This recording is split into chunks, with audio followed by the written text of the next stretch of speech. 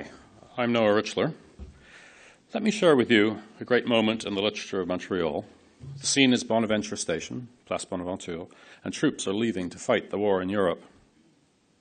The waves of khaki followed on each other, rolling towards Bonaventure Station, bearing along in their folds the bright shades of women's dresses, loud songs, laughter, the reek of alcohol, hiccups, sighs, and all the clamor of an overexcited crowd. Women wave their handkerchiefs. When we come to the corner of St. Catherine and Windsor Streets, a salvo of fireworks bursts over the marching column. It letters the night in red, white, and blue characters. The pale faces of the swaying men shine under the sputtering lights. Those of us who are sober steady our drunken comrades. Flowers are tossed into the marching ranks. Another, his tongue thickened by drink, came shouting in English, "We're going to see the world. You bet, we're going to see the world."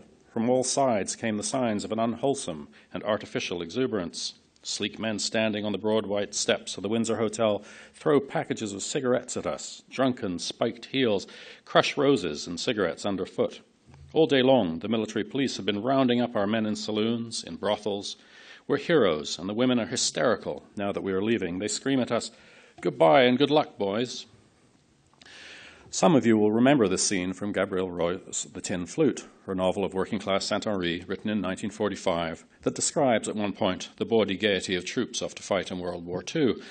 Others may have recognized another, equally remarkable novel, though one that's less known these days, Generals Die in Bed by Charles E.L. Harrison, an American-born Montreal Jew who fought with the Canadian Expeditionary Force and was recalling, in the different language of English, the earlier war of 1914 to 18. And you'd both be right, because what I read there was a mishmash of the lines of these two novelists of Montreal. The scenes represent a diversity that is in fact a unity, and it wasn't callous to do so for that reason. The scenes each novel describes, a generation and a language apart, are written so truly that regardless of the books in which they appeared, they can be said to be part of the same story, the story of this place called Montreal, one unlike any other, its atmosphere unique. I might as easily have done the same with San Francisco as it appears in the work of Jack Kerouac, the American writer this province is keen to claim, and the Quebecois novelist Jacques Poulin's celebrated road novel, Volkswagen Blues.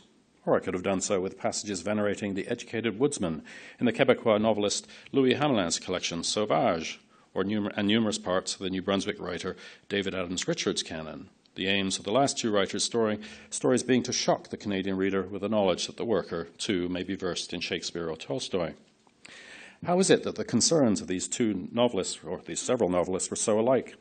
What point about the North American continent or the working class of the Canadian hinterlands was each in his own way trying to prove? These novelists worked in different linguistic and cultural universes, and the politics of our country will have meant that they were unlikely to meet, let alone read each other's work, and yet the effect of the land is that their concerns and their visions are naturally kindred. Hamelin, whose work I very much like and respect, will tell you that language is everything, that language is culture, and for this reason alone, the Francophone Quebecer and others raised in a different tongue are worlds apart. And to an extent, I agree with him. Language is memory, and language shapes thought, its terms, its directions, its fancies. Every language, every dialect, contains singular properties and histories in its syllables, let alone words, and a road plan of the mind in its syntax. There's not quite an English equivalent, for instance, of the Francophone qui se méfie de quelqu'un d'autre, who, not merely cautious, prepares to take a kind of step back and to distance himself from the situation that causes him to be wary. The English misses the reflexive construction that makes of a person both subject and object, and a different category of philosopher. Which is why Canada's bi- or multilingualism is my favorite.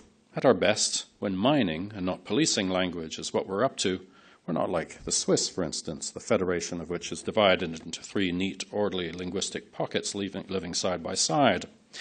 When politics does not interfere, and in Quebec most of all, we can sashay from one tongue to the other as suits the thought. So sure, Hamelin's right. Language shapes thought, though in Quebec we know this and invert the sequence. It's not that we can't think something outside the language, but that we find the language to suit the notion. Language seized, to borrow the South African writer Doris Lessing's phrase, is not a prison we choose to live inside, but the means to a better, fuller way of living. The gates are there, but they're just another pair of doors, and they're not locked. I started my 6 minutes with a scene of troops at Bonaventure Station, off to fight a war, that had an identical tone in novels in English and French, not because either writer was not original, but because each brilliant author was rigorously observing the time and the place that he knew. The scene of breaking out from Quebec into the greater playground of North America that is to be found in novels by Poulain and Kerouac is also resident in the young Quebec writer Jacques Vigneault's Necessary Betrayals, or even in my late father, Mordecai Richler's Solomon Gursky Was Here. In all of these novels is the wonderful sense of the Quebecer looking out at a continent that he still believes in some fundamental sense to be his.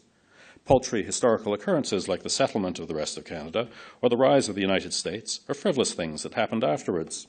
It's an enviable thing, this sense of possession of the territory. Montreal is a place where the novelist, like the visitor looking down countless streets, deciding each time I could live here, stakes competing claims of the story. Nowhere else in Canada does this active possession work so busily and with so many voices. To want to possess the place, though also to be possessed by it, is a mark of the literature, and one that makes me curious about another literary phenomenon here. For if Quebec's position at the mouth of the St. Lawrence, that avenue into a continent where the rivers were once highways, explains a gamut of stories in which a novel's actors, like Voyageur, head out into the far lands and back, there's a further odd aspect to Montreal literature that I cannot quite explain, a surreal, often dark, even Gothic trait in so many Montreal writers' novels to be found, for instance, in the novels of Hubert Taquin, Michel Bazilière, Régent Ducharme, Gaëtan Soucy, though also Anglophone Canadian writers, such as my father, Gordon Shepherd, John Lavery, and others from later traditions, such as Yann Martel, Heather O'Neill, Rawi Haj. Suicide, strange monsters and criminals, big and small, run in all these works. And why?